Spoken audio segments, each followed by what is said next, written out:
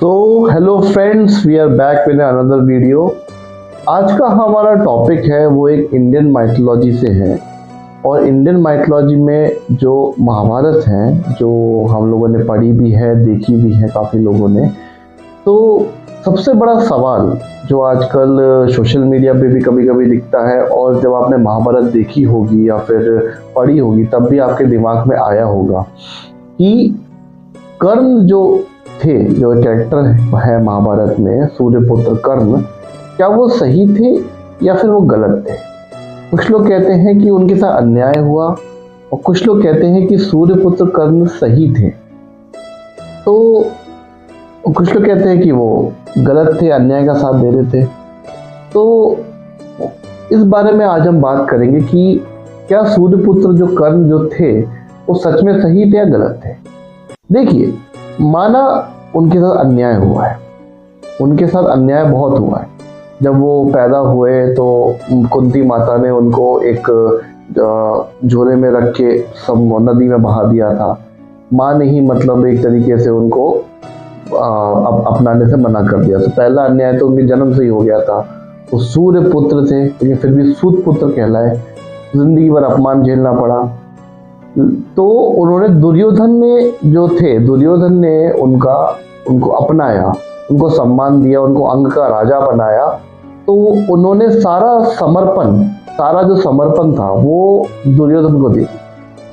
लेकिन श्री कृष्ण जी ने ये चीज ही कर्ण को समझाई कि मतलब श्री कृष्ण जी ने यही कहा था कि यही आपने बड़ा गलत किया। आपके साथ अन्याय हुआ, इसका मतलब ये थोड़ी ना कि आप एक दूसरे अन्याय करने वाले का साथ देने लग जाओ। सिर्फ उन्होंने आपके ऊपर एक एहसान कर दिया है, इसकी वजह से आप एक अन्याय का साथ देने लग गए, एक पापी का साथ देने लग गए, जिसने भरी सभा में एक स्त्री का क्या कहते हैं चीरहरण करने की चेष्टा करी। तो कर्ण सब कुछ माना, कर्ण जी के साथ बहुत अन्याय हुआ है, लेकिन उन्होंने फिर एक दूसरे ही अन्याय वाले करने इंसान का साथ दिया। तो वो वहां पर गलत थे। आप खुद ही देखिए, कुछ लोग कहते हैं कि श्री कृष्ण जी ने बहुत छल किए महाभारत में। हाँ, हम मानते हैं छल किए, लेकिन वो ये कहते थे कि छल का अगर तात्पर्य धर्म है तो छल भी धर्म है। अभी आप सोच के देखिए, अगर वो छल नहीं करते, ठीक है, तो फिर कौरव जीत जाते, पांडव हार जाते, तो फिर राजा को कौन बनता, चक्रवर्ती सम्राट कौन बनता, दुर्योधन बनता।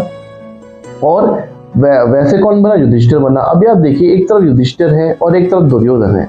अगर दुर्योधन राजा बनता तो द्रौपदी ने एक बार दुर्योधन की बेइज्जती करी थी, तो वो बेइज्जती करने के लिए दुर्योधन ने द्रौपदी का चीरहरण तक कर दिया। मान के देखिए, अगर कोई दूसरी कन्या होती या दूसरी कोई प्रजा की कोई औरत होती, अगर दुर्योधन कुछ कह देती गुस्से में या कुछ भी ऐसा होता, तो वो न जाने क्या करते। जो इंसान औरत से बेइज्जती खाने के बाद चीरहरण करने, औरत का भरी सभा में चीरहरण तक कर देता है, तो वो न जाने आगे क्या कर सकता है। एक तरफ युधिष्ठिर थे, युधिष्ठिर धर्मराज माने जाते, कभी झूठ नहीं बोलते थे। तो सबसे बड़ी बात तो यही थी, यही उनको चुनना था श्री कृष्ण जी को कि राजा कौन बनेगा, युधिष्ठिर या फिर दुर्योधन। कुछ लोग बोलते हैं कि यार राजा का पुत्र ही राजा बनना चाहिए, तो धृतराष्ट्र थे, उनका राजा क्या कहते हैं ये बनने चाहिए थे दुर्योधन। तो क्या ये सही है? लेकिन ये भी गलत है। अगर राजा अगर कोई बनना चाहिए तो राजा लगा उसमें योग्यता भी तो होनी चाहिए। सबसे बड़ी बात ये है। उसके बाद कर्ण ने भी तो गुस्से में आकर, अहंकार में आकर द्रौपदी को भले बुरे शब्द कहे, बहुत भले बुरे शब्द से पुकारा था जब उनका चीरहरण हो रहा था। तो अगर कर्ण महान इंसान थे, तो एक औरत को वो भला बुरा कैसे कह सकते थे। वहां पर भी कर्ण थोड़े से गलत हो गए थे, तो श्री कृष्ण जी ने बाद में उनको समझाया भी। तो कुछ लोग फिर अर्जुन और कर्ण में कंपैरिजन करते हैं कि अर्जुन को जिताया गया, कर्ण को हराया गया। बात सही है, कर्ण को हराया गया है। ये भी डिबेटेबल टॉपिक है, क्या कर्ण अर्जुन से ज्यादा अच्छे धनुधर थे, ये भी डिबेटेबल टॉपिक है। लेकिन बात ये है कि दोनों में से अगर जो जीतता वो साथ किसका देता। अगर अर्जुन जीते तो युधिष्ठिर का साथ देते, जो धर्मराज थे, जो धर्म का ही पालन करते, लेकिन अगर कर्ण जीतते तो वो चाहते हुए भी दुर्योधन को अधर्म करने से रोक नहीं पाते। पूरी महाभारत में काफी बार आपने देखा होगा कि कर्ण ने दुर्योधन को काफी बार गलत करने से रोकने की कोशिश करी है, लेकिन फिर भी उनके एहसानों के नीचे दबने के कारण वो खुल के बात नहीं कर पाते थे, खुल के मतलब उनको रोक नहीं पाते थे। तो ऐसी महानता का फिर फायदा नहीं है ना, कि आप अगर आपका राजा, आपका मित्र अगर गलत कर रहा है और आपको रोक नहीं पा रहे हो, तो फिर आपको भी फिर उनके एहसान तले अधर्म करना पड़ेगा।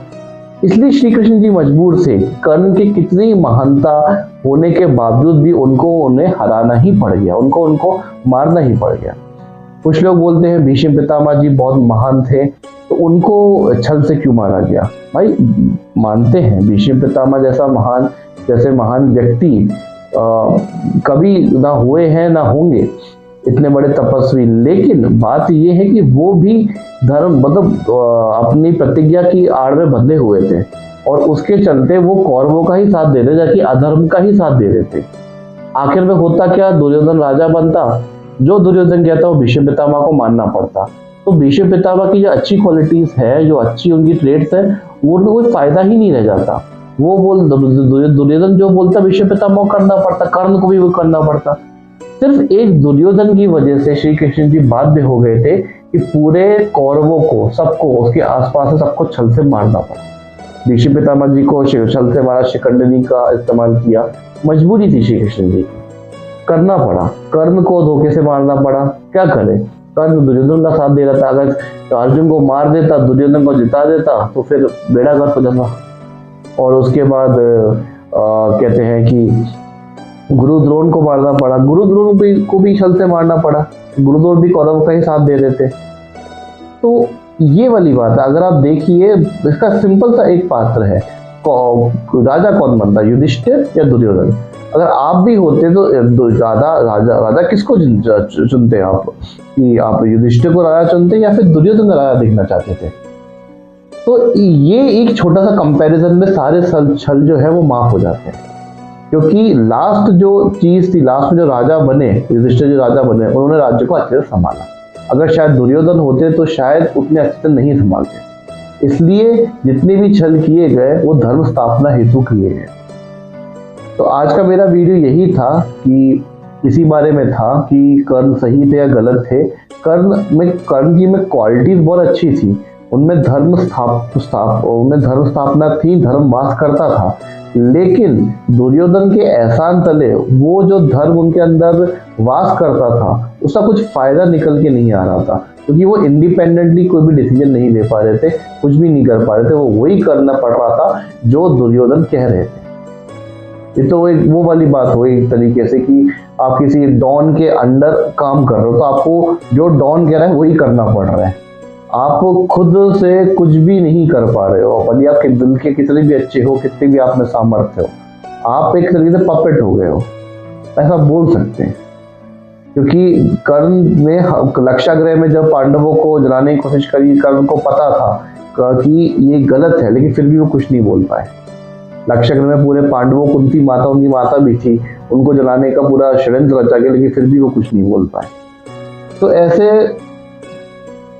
ऐसे अच्छा होने का फायदा क्या?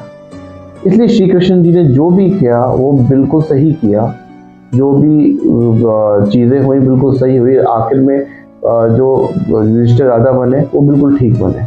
तो यहाँ का वीडियो में यही समाप्त करता हूँ। कमेंट बॉक्स में आप बताइए कि आप मेरी बात से कितना सहमत हैं।